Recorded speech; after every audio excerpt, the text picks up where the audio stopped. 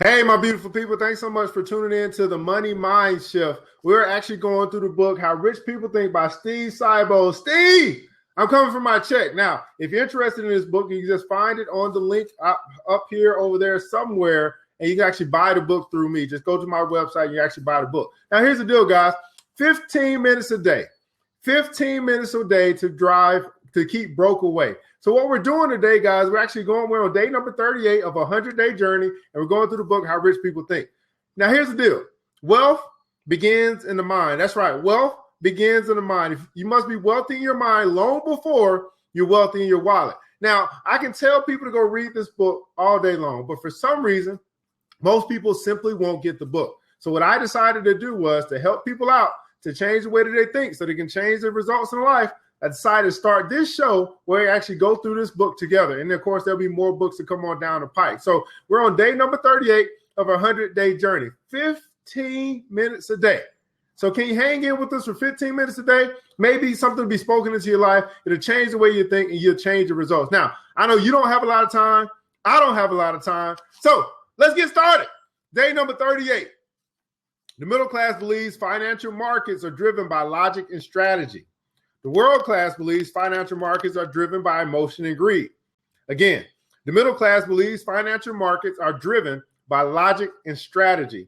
The world class believes financial markets are driven by emotion and greed. Now, there may be some that are watching this today that aren't into the financial markets. You're not into investing just yet.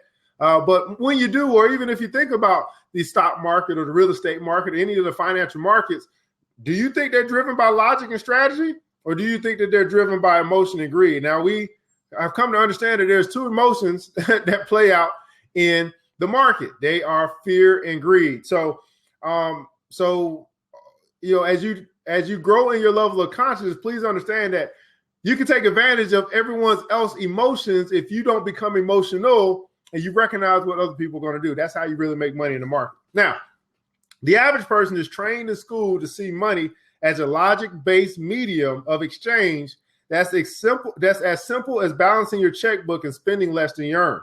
If money was approached purely from logic, more people would be rich.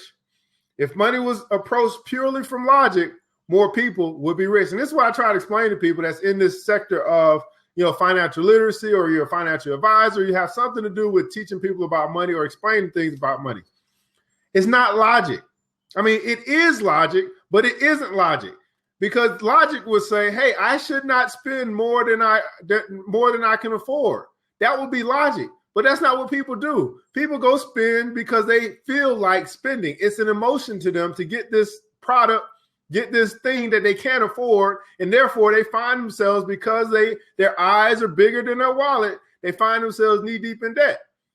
And the other is true. That is not logic. People buy stuff because of how it makes them feel. This is why sales is such a big ordeal, because good salesmen know how to make people feel good, and then they buy stuff.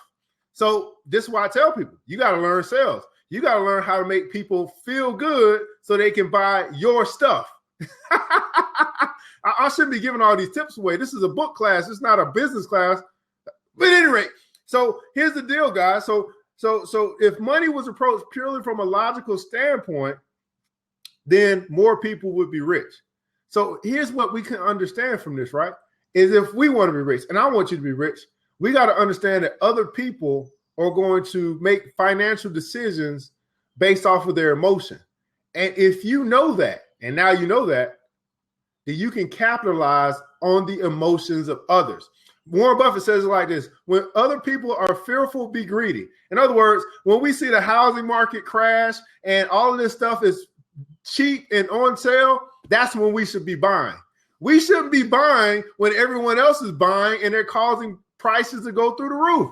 Same thing in the stock market. You see everybody dumping some stock. It's still a good company, and it's getting cheaper and cheaper and cheaper because of the emotional of the fear of the people, of the crowd. That's when you should be buying.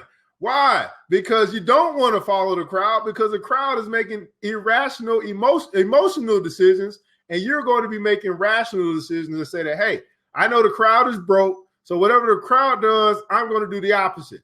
So Warren Buffett says, be fearful when others are greedy and be greedy when others are fearful. I don't know. Warren Buffett, third richest man in the world. I think I want to listen to him. The world class knows while money may be a medium of exchange, the trading of it is based primarily on the emotions of the people exchanging it.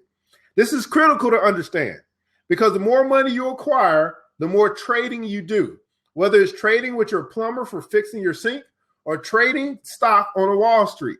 Now, have you ever thought about your money as trading? I know when we talk about trading, we think about investing in the stock market or something like that. But every time you make a transaction, you're trading your money for something. Here's the question. Are you trading it for something of value? Are you trading it for something that's going to appreciate? Or are you trading it for something that's going to depreciate? Now, of course, hopefully, if you're trading it because you value whatever it is that you're buying at the time. But is it really of value? Does it really align with your values? Or are you buying it based off of emotion and it has nothing to do with the value that you think it'll bring into your life? More money that you have, the more trading you're going to do, whether that's trading on Wall Street or trading for some product or service, is always going to be an exchange of your money for something. And the question is, are you buying things that's going to add value or appreciate your portfolio? Now, of course, if you got to get something fixed in the house, that's taking care of the house. I mean, that's not what I'm saying. But anyway, I think you get my point. Every trade has an emotional component connected to it. And with elevated risk comes elevated emotion. The rich thrive on the excitement of making trades based on careful research and study. But what they really love is the feeling that accompanies winning. Everybody put in the comments below, winning. Winning. The real feeling is the feeling of winning. And it doesn't matter whether it's with money, just winning period in life, winning in some basketball game, winning a video game competition, whatever it is. Everybody loves the feeling of winning. Las Vegas is home to some of the most lavish hotels in the world, built on money from traders seeking excitement in their casinos. This is another nonlinear equation misunderstood by the masses. The world class knows that to successfully trade money in any form, you must master the psychological and emotional aspects of the exchange. The people that are broke are people who have not mastered the emotional and psychological exchange of money.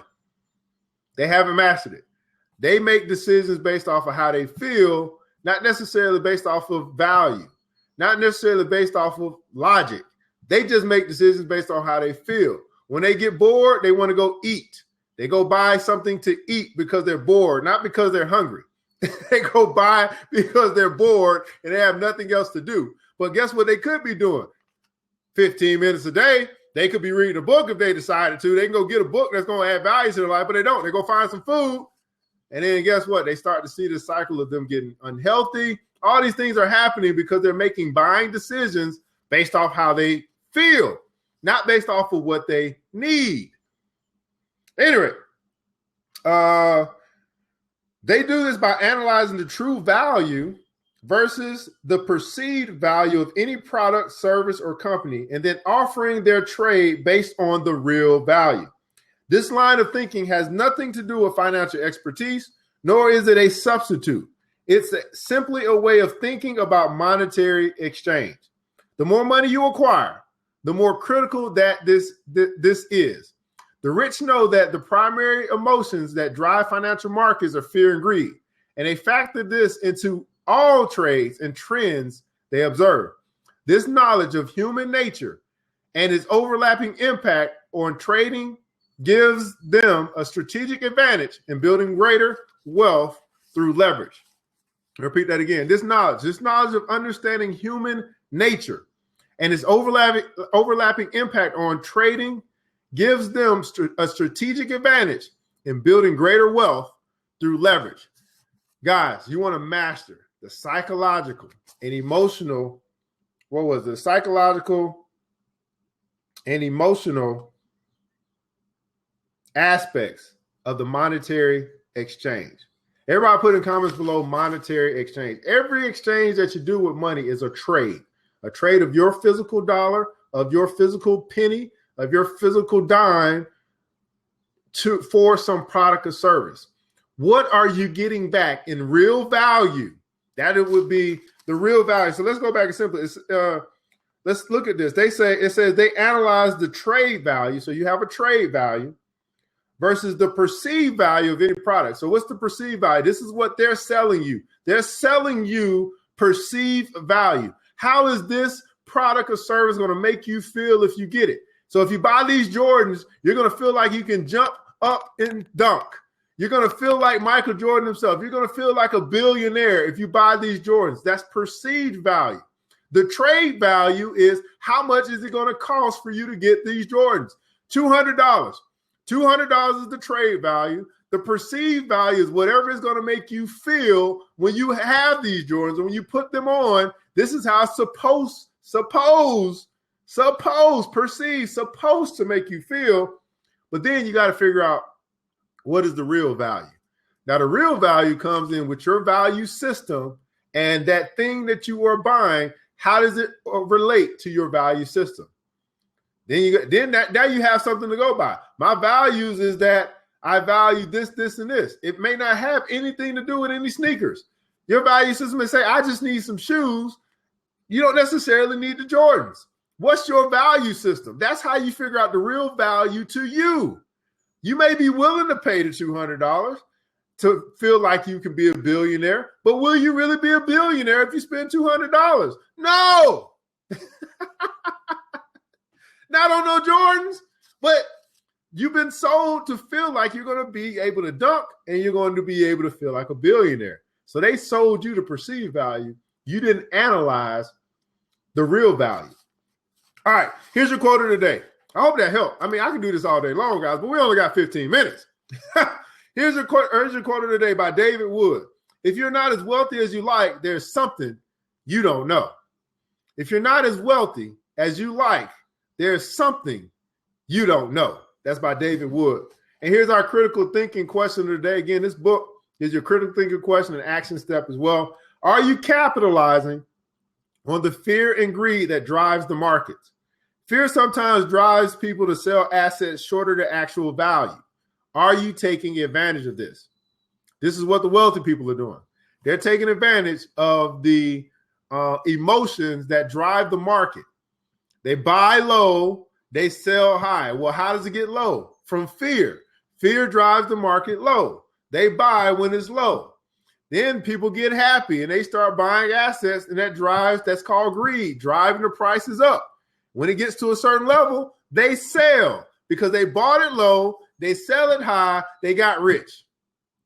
Are you capitalizing on the fear and greed that drives the market? Are you taking advantage of this? And here's your action step. In the next 90 days, find an investment that you think is undervalued and buy it. In the next 90 days, you got 3 months to do this. Find an investment that you think is undervalued and buy it. Now, guys, I can tell you quite a few investments that are undervalued, but y'all not paying me for this. 3 months. Now, if you want to talk about some investments, you can always hit me up. I got a website right there on the side that you can actually go to, and you actually buy this book, or you might want some financial coaching. That's what I'm here for. I can do that for you. I can help you out, but I'm not going to tell you on this show. No, I'm not going to do that. No, my services, you pay. I can get that check. Hey, here's the deal, guys. 15 minutes a day to change the way that you think. 15 minutes a day to keep broke away. 15 minutes a day. Hopefully this 15 minutes was valuable to you. And you can access the trade value, which is the time that you spent to be here today. You can look at the perceived value. What did it add to your life? And then you can come up with the real value of showing up each and every day at 8 o'clock to tune into this show. Going through the book, How Rich People Think by Steve Siebold. Steve, I'm coming for my check. Check out the links below. You can actually buy the book through me, through my website, and check out my website. I'm ERGJ, a certified financial educator. I'll be back here tomorrow at 8 a.m. Eastern Standard Time. And the question is, will you?